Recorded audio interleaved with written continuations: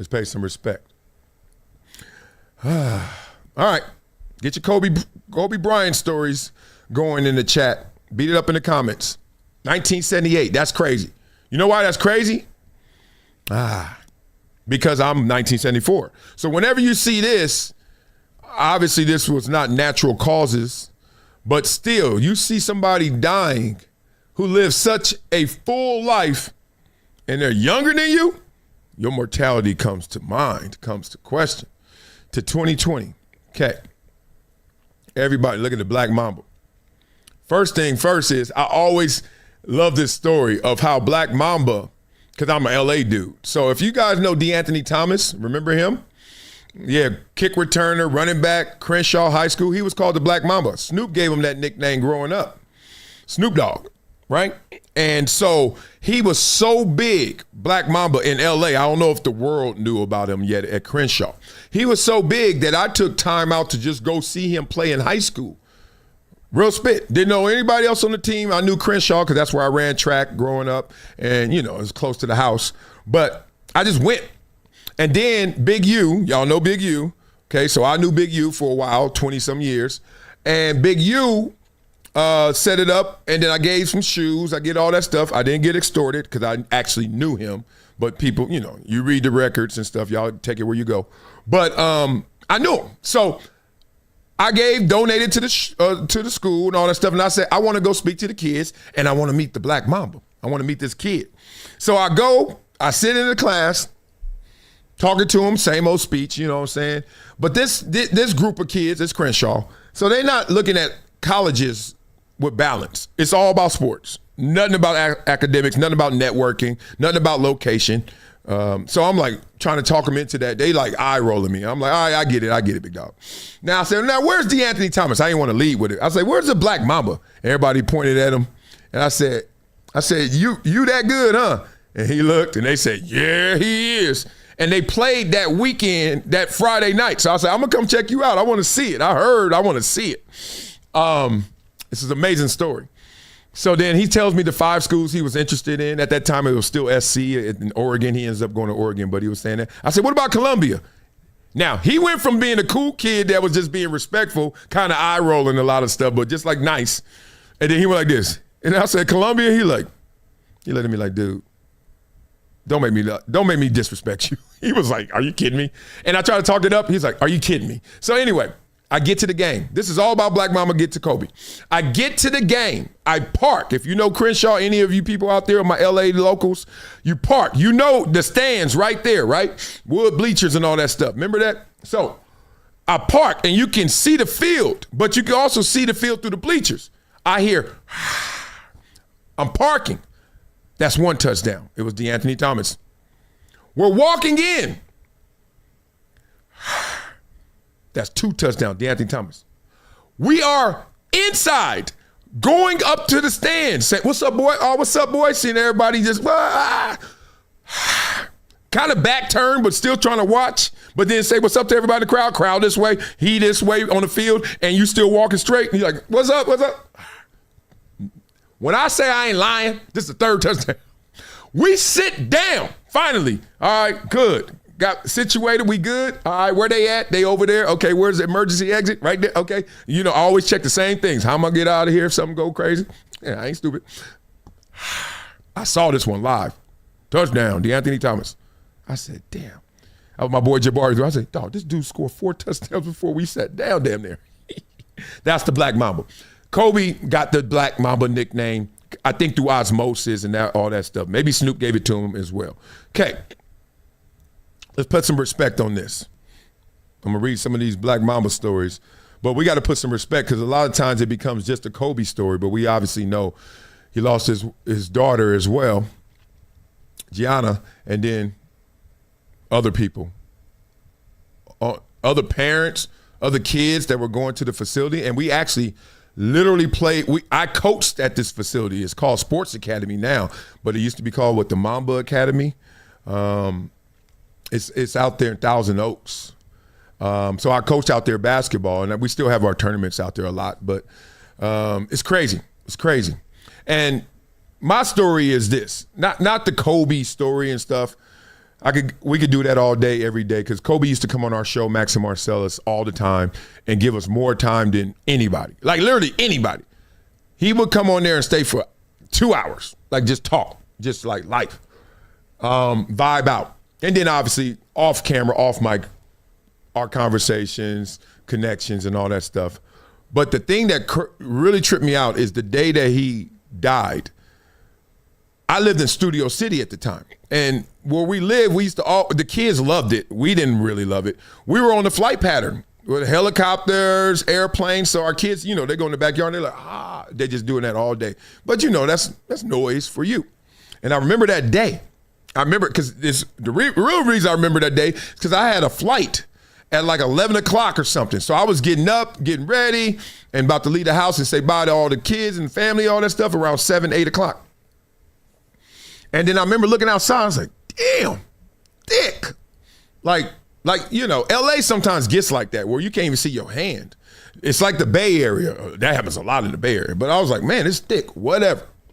Talking about the visibility. Then, it's always the same old thing. Or, and then I literally was getting in the car and somebody texted me. And they were like, Kobe died. And I was like, you ever, like, people say this and you never really understand it. You may believe it, but you don't understand it until you go through it. I was in shock, like real shock. Like, I don't believe reality. I remember because I was riding to the airport. I'm riding to the airport, not believing everything I'm reading. Like mesmerized on the internet, like living on TMZ, updating every 2 seconds. I was like, there's no way. There's no way. You seeing images, you're like, no. I mean, you think crazy stuff that there's no way it could be real. Maybe he didn't get on. Maybe they jumped off. I mean, I'm just being honest with you. I mean, I went through all of that. I don't know what you guys went through. Kind of reminds me of when Tupac died, if you guys remember those moments. People really didn't believe he did. He died. To this day, there's some people, but the shock is gone now, right? But in that moment, that ain't Pac. Pac ain't gone. Respect to Kobe Bryant, his legacy, his greatness. My biggest takeaway from Kobe is not the Mamba mentality and all that stuff. It's really like how educated he was. My biggest takeaway is how smart he was. And that contributed to everything he did. This dude wrote multiple books, knew all them languages, 7 languages they said. Really raised properly. Obviously, we know the family dynamic kind of shifted. He had a little issue with mama and daddy. We get it. It's life. And nobody's perfect. Like the education, and then let's be real, to redeem himself from Colorado to a legacy like this that still has Colorado in it, but has superseded what Colorado could have done to him. Because that could have ruined most people, but not Kobe Bryant.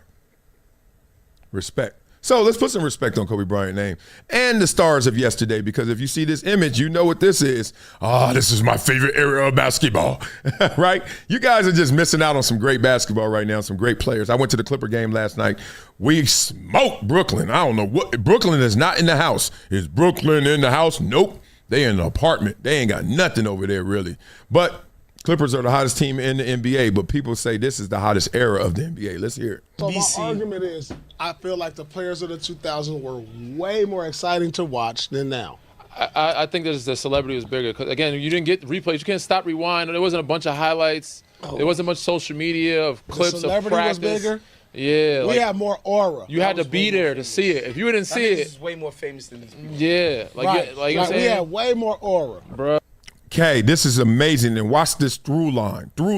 This message in media, propaganda, how we all getting kind of coded by what we see. We started it off when we were talking about how slow you drag your thumb, right? And then how that turns into now you get the images, how you can now think everything's a conspiracy. How do they know what I'm thinking? How do they know what I'm seeing? Exactly. Now we're talking about the yesterday era. Everyone thinking those guys are better or they were hungrier. No, it's none of that. It's just that you had the scarcity. You didn't get a chance to grab it all, so you didn't have a chance to dissect it all and to actually beat it up. When you saw Michael Jordan back in those days, you saw him only like two places, on the court or in that damn Ferrari he had going to see Ahmad Rashad on the interview. That was life. Everything else was mystique. These guys lived in mystique, right? They lived there. So you were like he said, you didn't have access to it, so you thought it was greater and bigger than it is.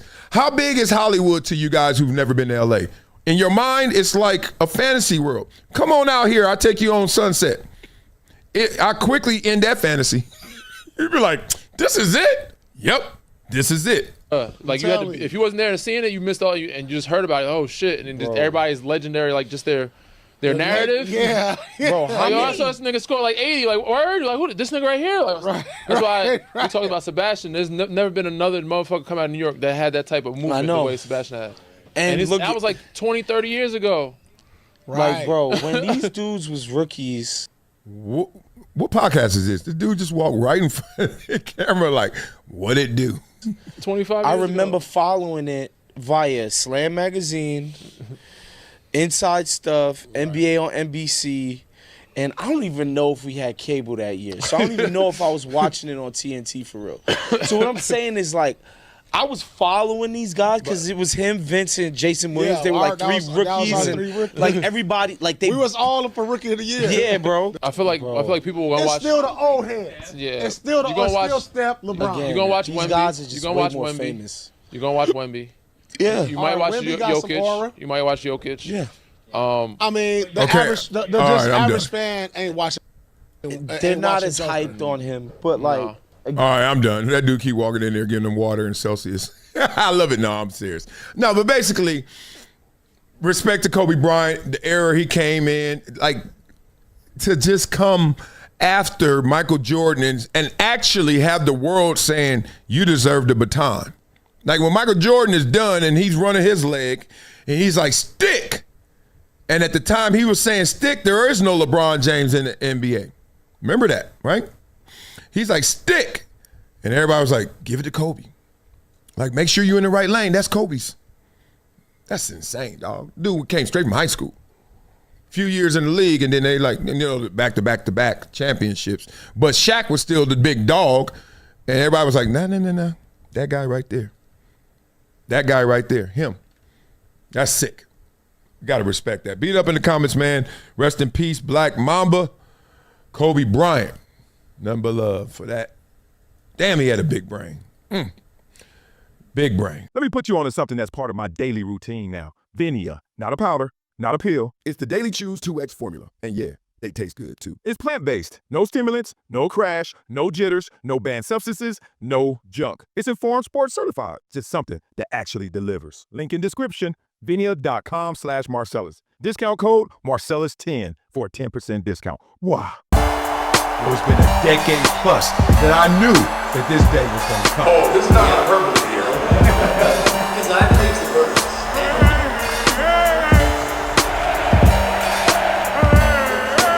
Time to hydrate. Hydration's the situation, so.